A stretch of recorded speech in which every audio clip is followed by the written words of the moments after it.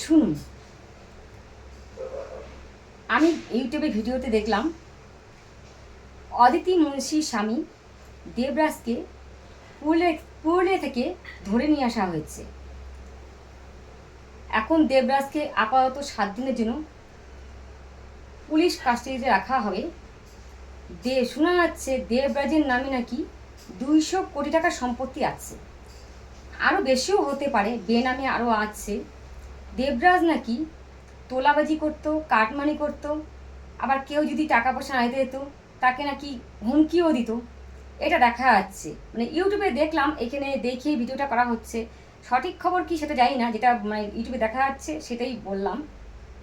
এখানে কথা হলো, দেবরাজ তো একদম কাউন্সিলর, তার কাছে এত টাকা এলো কোথা থেকে?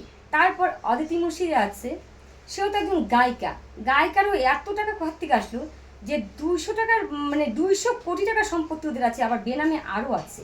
এত তাহলে আসলো কোথা থেকে? 200 কোটি টাকা তাহলে কম পয়সা না, এখানে 1-2 টাকা না। তাহলে কি অবস্থা, তাহলে চিন্তা করেন, দেশের অবস্থা থেকে তাই দেখেন আগে। মানে যেভাবে পারছে সবাই লুট করে আমি খাইছে আর কি, দেখা যাচ্ছে। মানে এক একজনের বাড়িতে এত এত সম্পত্তি, এত টাকা পয়সা যে বলার মতো না। এখন আপনারা কি বলেন এটা নিয়ে? আপনাদের মতামতটা কি? যদি ভিডিওটা ভালো লাগে শেয়ার করে দিবেন। জয় ভারত।